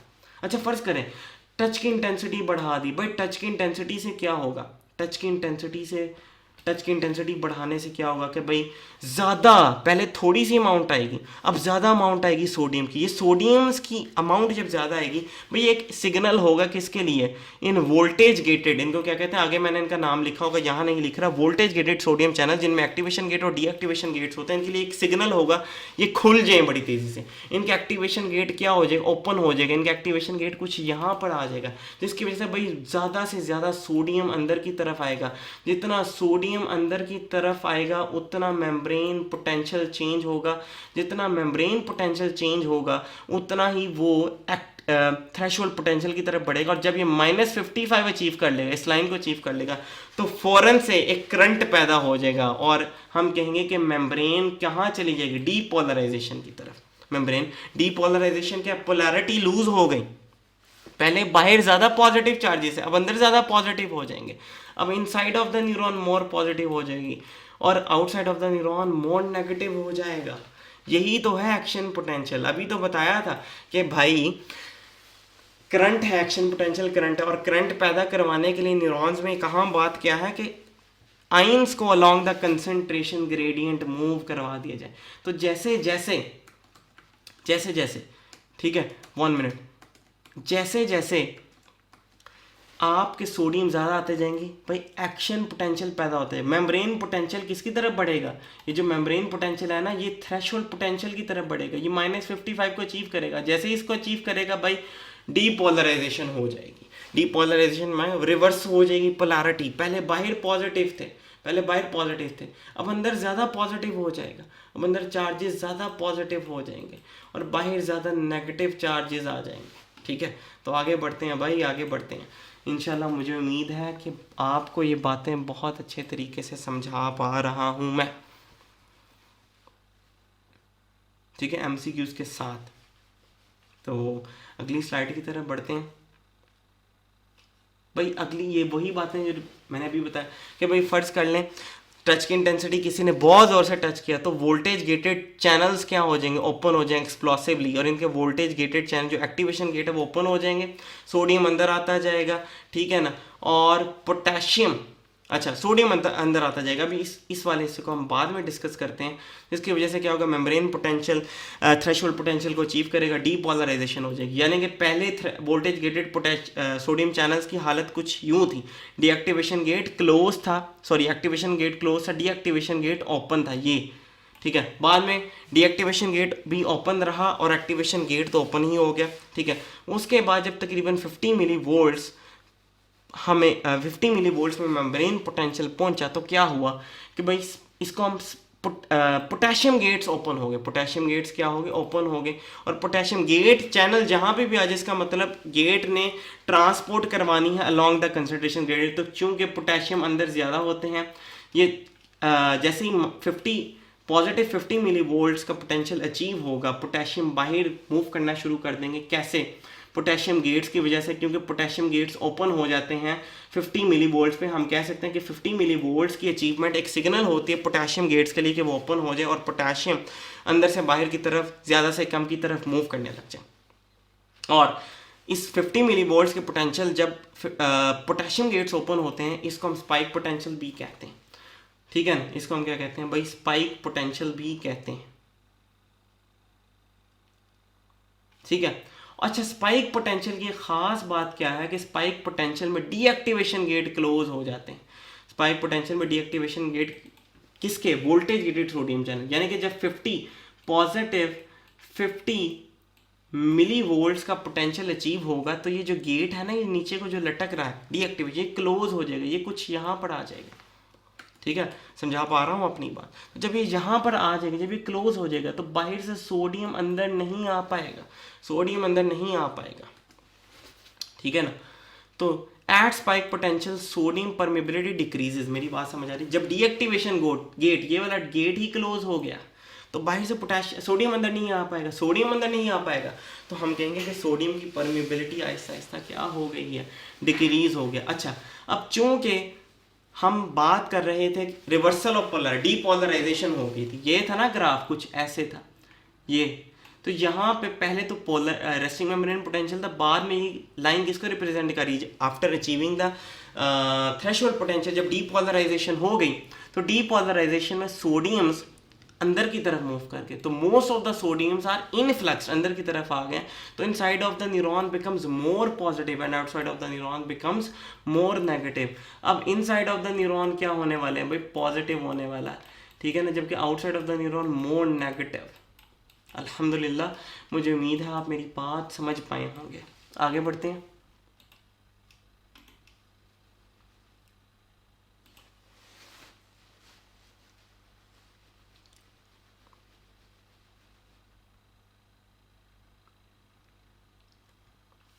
ठीक है, तो यहाँ पे एक अहम बात क्या है कि due to the late closing, क्यों पोटेशियम गेट्स ओपन हो गए थे, हम याद है स्पाइक पोटेंशियल पे 50 मिली वोल्ट्स के पोटेंशियल पे एक एमसीक्यू है, तो अब उन्होंने क्लोज भी तो होना है भाई। क्लोज नहीं होंगे तो भाई डीपोलराइजेशन होती जाएगी, होती जाएगी, होती जाएगी। समझ आ रही है? असल में करना क्या है, हमने पोलैरिटी को भी तो अचीव करना है ना। अभी इस बात को हम मज़ीद देखते हैं, मैं कहना क्या चाहता हूँ, इंशाल्लाह बात समझ आएगी। पर अभी याद रखें कि पोटेशियम गेट स्पाइक पोटेंशियल पे ओपन हो गए थे, अब इन्होंने क्लोज भी होना, लेकिन इनकी क्लोजर में, इनके क्लोज होने में ज़रा टाइम लग जाता है। तो मैं कहूँगा there is a slight overshoot into more negative potential, there is a slight overshoot in the more negative potential, और इसको हम क्या कहते हैं, हाइपर पोलराइज स्टेट। समझ आ रहा है? क्योंकि अंदर क्या हो रहा है, अंदर सोडियम ज़्यादा आ चुके हैं, अंदर सोडियम ज़्यादा आ चुके हैं, और अंदर का हिस्सा मोर पॉजिटिव हो चुका है।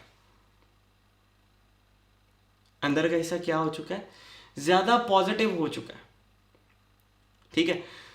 लेकिन अब अंदर का हिस्सा ज़्यादा पॉजिटिव होने की वजह से पोलैरिटी रिवर्स हो चुकी है। अब outside of the neuron more negative है और inside of the neuron more positive है। अब हमने दोबारा से असल पोलैरिटी को भी तो अचीव करना है, असल पोलैरिटी को अचीव करना है, ठीक है ना, असल पोलैरिटी को अचीव करना है। तो होता क्या है कि जो आपके पोटेशियम गेट्स है ना, पोटेशियम गेट्स क्लोज नहीं होते, इनके क्लोज होने में बड़ा टाइम लग जाता है। और जब क्योंकि इनके क्लोज होने में बहुत ज़्यादा टाइम लग जाता है तो बहुत सा पोटेशियम बाहर चला जाता है, बहुत सा पोटेशियम क्या हो जाता है, बाहर चला जाता है। और जैसे जैसे पोटेशियम क्योंकि अंदर से बाहर जा रहा है तो अंदर से दोबारा से पॉजिटिव आइंस का लॉस होने लग जाता है, और पॉजिटिव आइंस का लॉस होने लग जाता है तो अंदर दोबारा से नेगेटिविटी पैदा होने लग जाती है। और चूंकि ये गेट्स बहुत ज़्यादा लेट क्लोज होते हैं तो इसकी वजह से ज़्यादा पॉजिटिव आइंस लॉस हो जाते हैं, ज़्यादा पॉजिटिव आइंस लॉस हो जाते हैं तो हम कह सकते हैं there is an overshoot in the more negative potential. अंदर में जो पोटेंशियल होता है ना, नेगेटिव पोटेंशियल होता है, उसमें कुछ ज़्यादा ही नेगेटिव, वो ज़्यादा ही नेगेटिव हो जाता, मोर नेगेटिव हो जाता, ठीक है। अच्छा, अभी मैंने कहा कि भाई स्पाइक पोटेंशियल जो कि 50 मिली वोल्ट होता था उस पर क्या हो जाता था भाई, एक्टिवेशन गेट जो सॉरी डीएक्टिवेशन गेट, ये वाला गेट क्लोज हो जाता है। तो क्योंकि क्लोज हो गया भाई, जब भी नव इम्पल्स प्रोड्यूस करनी, जब भी इलेक्ट्रिकल इम्पल्स प्रोड्यूस करनी, सोडियम्स याद रख लें, सो डीपोलराइजेशन होना ज़रूरी है, सोडियम्स का अंदर आना ज़रूरी है, सोडियम आइंस का। तो चूंकि डीएक्टिवेशन गेट ही क्लोज हो गया, सोडियम आइंस के अंदर आ सकते हैं, नहीं आ सकते। क्या कोई भी स्टिमुलस इस दौरान कोई नव इम्पल्स को नई नव इम्पल्स जनरेट कर सकता, नहीं। और ऐसे पीरियड जिसमें कोई नव इम्पल्स जनरेट नहीं हो सकती, क्यों नहीं जनरेट हो सकती, क्योंकि डीएक्टिवेशन गेट्स ही क्या है, क्लोज हैं। ऐसे पीरियड को हम क्या कहते हैं, रिफ्रैक्टरी पीरियड, रिफ्रैक्टरी पीरियड। और इस रिफ्रैक्टरी पीरियड में आयनिक डिस्ट्रीब्यूशन क्या हो चुकी है, रिवर्स हो चुकी है। रिवर्स क्या मतलब, पहले पोटेशियम अंदर ज़्यादा थे, अब पोटेशियम बाहर ज़्यादा हो चुके हैं। पहले सोडियम बाहर ज़्यादा थे, अब सोडियम अंदर ज़्यादा हो चुके हैं और बाहर कम हो चुके हैं। पोटेशियम अंदर ज़्यादा थे, अब कम हो चुके हैं। टोटल रिवर्स हो चुका है, क्योंकि पोटेशियम सोडियम बाहर से अंदर आ चुके हैं डीपोलराइजेशन के दौरान। और स्पाइक पोटेंशियल पे जब पोटेशियम गेट्स ओपन हुए थे तो पोटेशियम बाहर जाने लग गए, ठीक है। और उनकी लेट क्लोजर की वजह से क्या होता, हाइपर पोलराइज स्टेट आ चुकी थी। समझ आ रही है मेरी बात।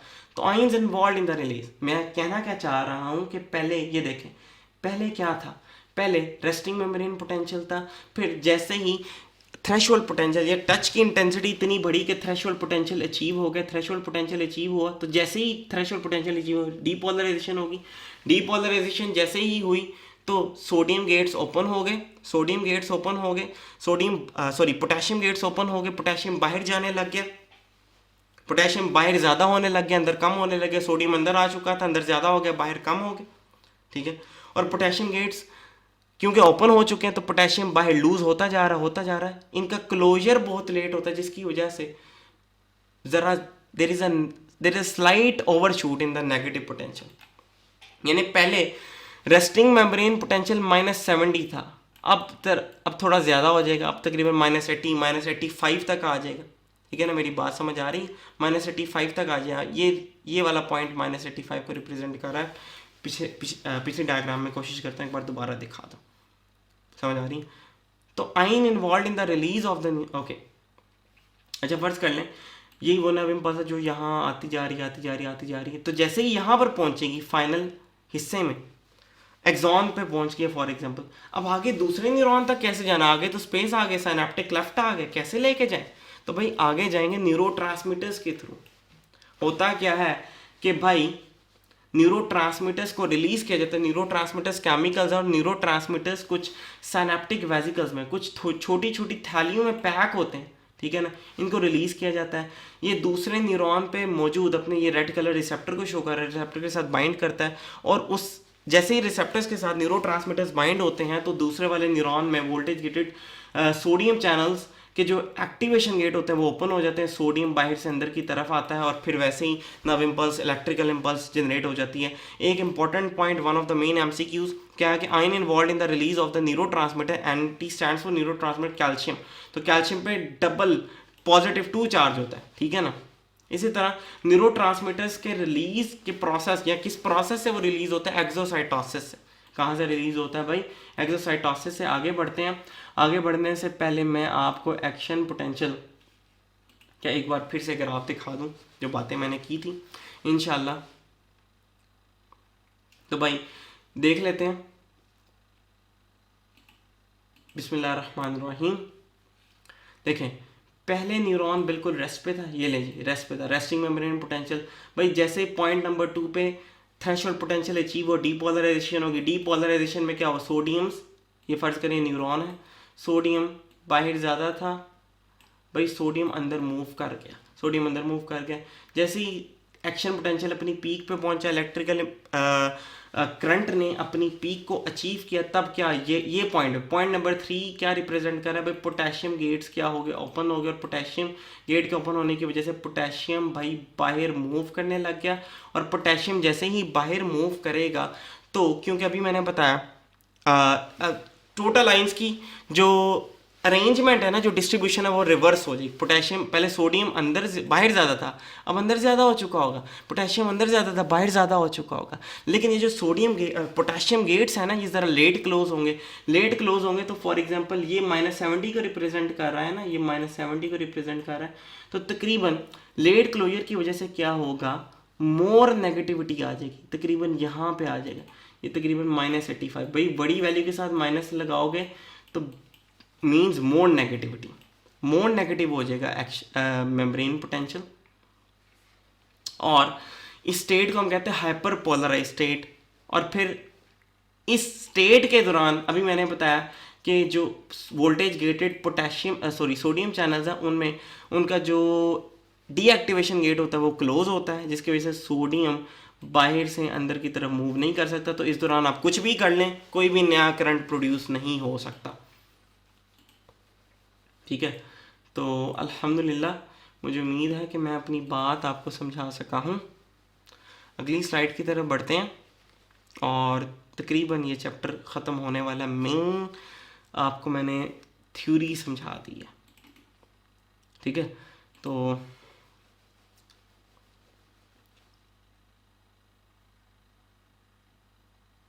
आगे बढ़ते हैं, ठीक है। न्यूरोट्रांसमीटर्स,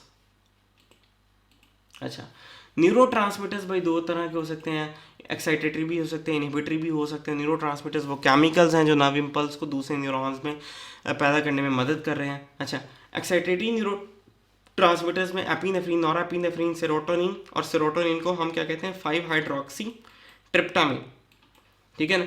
इसी तरह डोपामिन, इसी तरह inhibitory hormones glycine, gamma amine, butyric acid, इसी तरह endorphin. Natural pain relief hormone कौन से होते हैं भाई, एंडोर्फिन्स, ठीक है ना। इसे नेचुरल पेन रिलीविंग हार्मोन्स या न्यूरोट्रांसमीटर एंडोर्फिन्स होते हैं। इसी तरह डोपामिन और सेरोटोनिन किसको अफेक्ट करते हैं, मूड को, अटेंशन को, स्लीप को। Normal speed of nerve impulse, question है मेरा आपसे, कितनी होती है, तो ये 100 मीटर पर सेकेंड होती है। और ज़्यादा तेज़ जो यानी माइलिनेटेड एक्सॉन्स या न्यूरॉन्स में कितनी होती है, 120। क्वेश्चन का फ़र्क है। अगर आपसे पूछा जाए नॉर्मल स्पीड तो 100 मीटर पर सेकेंड, अगर ये पूछा जाए कि माइलिनेटेड एक्सॉन्स में कितनी होती है तो वो 120 मीटर पर सेकेंड होती है, ठीक है। आगे बढ़ते हैं।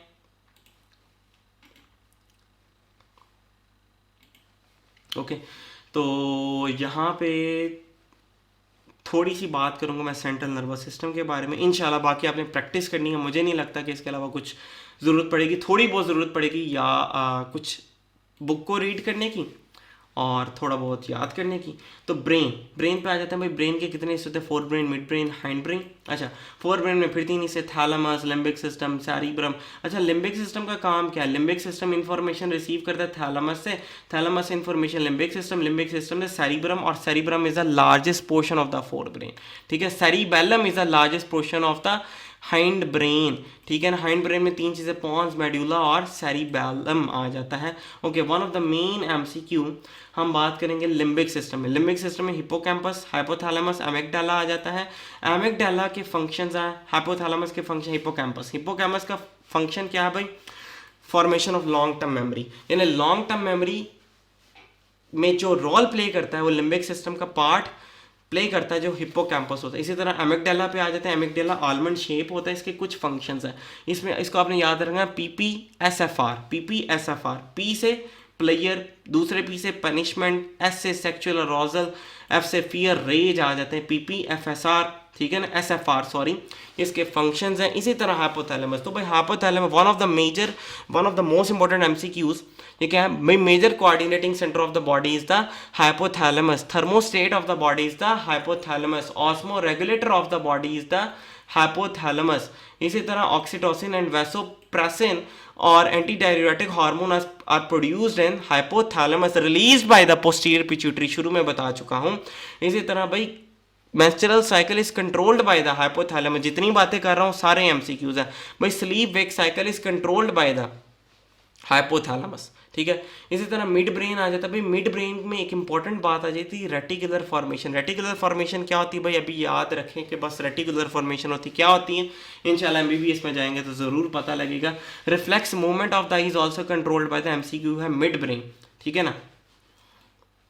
अच्छा, intelligence, reasoning, judgement is controlled by the cerebrum. और सेरिब्रम दो हेमिस्फेयर्स में से बना होता है। दोनों हेमिस्फेयर्स किससे कनेक्टेड होते हैं, corpus callosum which is nothing but a tight tough band of axons. इसी तरह मेडुला, तो भाई major respiratory centre of the body क्या होता है, मेडुला ऑब्लोंगेटा। इसके बाद मुख्तलिफ फंक्शन वो आपने बुक से ज़रूर रीड करने, मैंने इनका शॉर्ट ओवरव्यू दे दिया है। थैलेमस क्या कहता है भाई, थैलेमस सेंसरी इंफॉर्मेशन को रिसीव करता है, उसको देता है limbic system. Limbic system cerebrum, cerebrum is the largest portion of the forebrain. Cerebrum is consist of two cerebral hemisphere. The outer portion of the cerebrum is the cerebral cortex. The two cerebral hemispheres are connected with each other by the tough band of the axon, जिसको हम कहते हैं corpus callosum, corpus luteum नहीं, ठीक है, confuse नहीं करना। इसी तरह ये सारी बातें आ जाती हैं। अच्छा, हाइपोथैलेमस से बैटरी भी निकलती, battery of gonadotrophin releasing factors भी कहाँ से निकलते हैं, बैटरी ऑफ रिलीजिंग फैक्टर्स कौन है, वो भी हाइपोथैलेमस है, ठीक है। तो आगे बढ़ते हैं।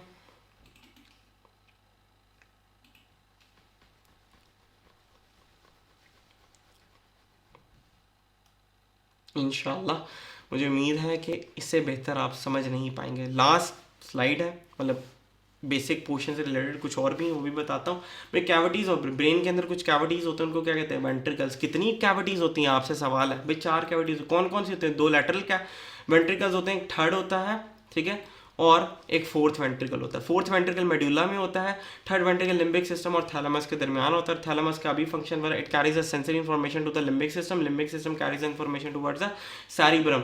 और थर्ड और fourth ventricle connected by the cerebral aqueduct, ठीक है ना। ओके, यहाँ पे हमारा ये पोर्शन भी हो चुका है। मैं थोड़ा सा आपको बता देता हूँ हार्मोन से रिलेटेड। इसके बारे में मैं काफ़ी कुछ डिस्कस कर चुका हूँ तकरीबन। ओके, इसको थोड़ा सा रोटेट कर लेते हैं। ओके, तो सबसे पहले तो हमारे पास आ जाता है लैंगरहैंस आइलेट्स। हम जानते हैं पेनक्रियास को थोड़ा सा डिस्कस करने जा रहा हूँ, उसमें आइलेट्स ऑफ लैंगरहैंस आ जाते हैं। आइलेट्स बने होते हैं कुछ सेल्स के, ठीक है ना। इनमें सबसे जहाँ जहाँ कर्सर है वहाँ वहाँ गौर करें। अल्फा सेल्स होते हैं, अल्फा सेल्स ग्लूकागॉन प्रोड्यूस करते हैं। ग्लूकागॉन का क्या काम है, ग्लूकोज के लेवल को बढ़ा देना, ठीक है ना। बीटा सेल्स होते हैं, इंसुलिन को बढ़ा देना, ग्लूकोज के लेवल को कम कर देना। इसी तरह डेल्टा सेल्स भी होते हैं। डेल्टा सेल्स क्या है, सोमैटोस्टैटिन, ये एक हार्मोन प्रोड्यूस करते हैं, सोमैटोस्टैटिन। इसी तरह पॉलीपेप्टाइड सेल्स भी होते हैं, ठीक है ना। और ये कहाँ लोकेटेड होते हैं, at the periphery of the islets, ठीक है। एक ये इंपॉर्टेंट पॉइंट है, ठीक है। इसके अलावा कुछ इंपॉर्टेंट पॉइंट्स हम देख लेते हैं।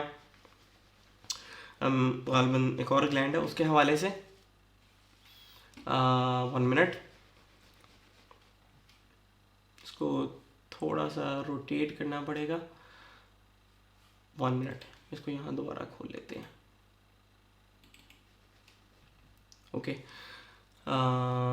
सो एड्रीनल ग्लैंड के 2 हिस्से होते हैं। एक तो होता है एड्रीनल मेडुला, एक होता है एड्रीनल कॉर्टेक्स। एड्रीनल मेडुला से 2 हार्मोन्स निकले, एड्रीनलिन, नॉरएड्रीनलिन, जिसको हम क्या कहते हैं, एपिनेफ्रिन, नॉरएपिनेफ्रिन। इसी तरह एड्रीनल कॉर्टेक्स से 3 हार्मोन्स पे आपने, एक तो कॉर्टिसोल, कॉर्टिकोस्टेरॉन और एल्डोस्टेरॉन पे गौर करना है, ठीक है ना। इसी तरह एंड्रोजेंस भी निकलते हैं। कॉर्टिसोल ग्लूकोकॉर्टिकॉइड हार्मोन है, जिसने क्या करना है, ग्लूकोज के लेवल को बढ़ाना है। इसी तरह कॉर्टिकोस्टेरॉन, aldosterone main chief mineralocorticoid hormone है। एंड्रोजन है। यहाँ पे एक इंपॉर्टेंट पॉइंट था कशिक डिजीज़ के हवाले से और एडिसन डिजीज़ के हवाले से, इसको आपने लाजमी बुक से पढ़ना है। मैं भी इसका जिक्र नहीं कर रहा, लेक्चर बहुत लंबा हो चुका है,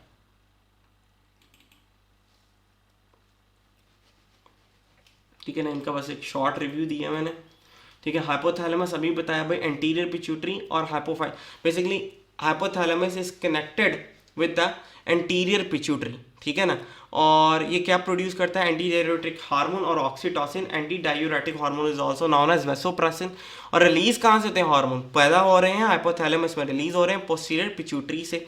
एंटी डायूरेटिक हार्मोन और ऑक्सीटोसिन कहाँ कहाँ एक्ट करते हैं, सवाल ही पैदा। ऑक्सीटोसिन स्मूथ मसल्स पे एक्ट करता है, किसके, यूटेरस में, ताकि बर्थ में हेल्प है। मेमोरी ग्लैंड्स पे एक्ट करता है ताकि इंजेक्शन ऑफ मिल्क हो सके। इसी तरह anti diuretic hormone collecting ducts पे एक्ट करता है ताकि वाटर का अपटेक किया जा सके, ठीक है ना।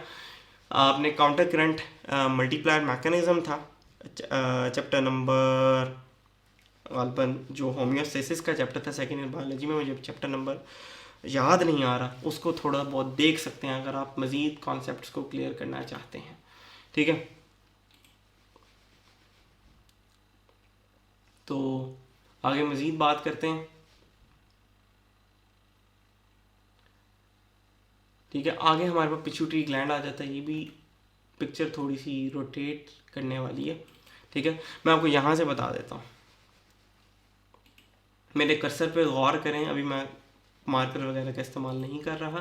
पिट्यूटरी ग्लैंड तीन हिस्से होते हैं एंटीरियर पिट्यूटरी, एक तो मिडिल लोब होता है और इससे posterior pituitary. Anterior pituitary somatotrophin hormone, thyroid stimulating hormone, adrenocorticoid sorry adrenocorticotrophic hormone, ठीक है। इसी तरह गोनेडोट्रोफिन हार्मोन, गोनेडोट्रोफिन हार्मोन में मेरे पास follicle stimulating hormone, luteinising hormone, interstitial cell stimulating hormone और ये सारे सेल्स आ जाते हैं। इसी तरह एलटीएच हार्मोन आ जाते हैं, ठीक है।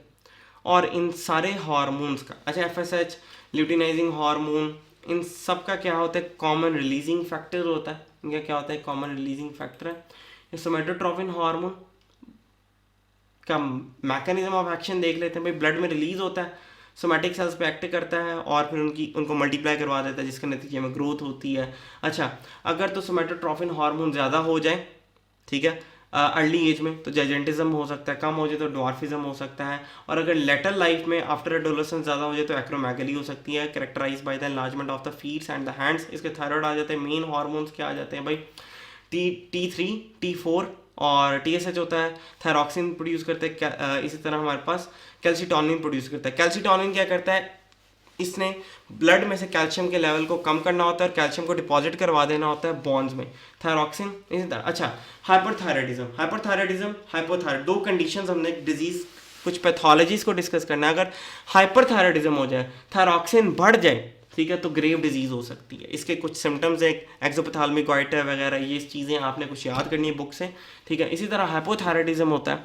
हाइपोथायराइडिज्म देखें, अगर तो कम थायरॉक्सिन लेवल कम है, ठीक है, थायरॉक्सिन लेवल कम है, अगर तो ये बिल्कुल अर्ली लाइफ में कम है, कंजेनिटल है, पैदा होने से पहले है, तो इसके नतीजे में हो सकती है आपको गलबन उसको कहते हैं, एक तो होता है ग्रेव डिजीज़, एक होता है mixed one is the I forgot 1 minute, okay, I forget, मैं एक भूल चुका हूँ, मेरा नाम ज़हन से एकदम ही निकल गया, पर हाल आप उसको देख लीजिएगा।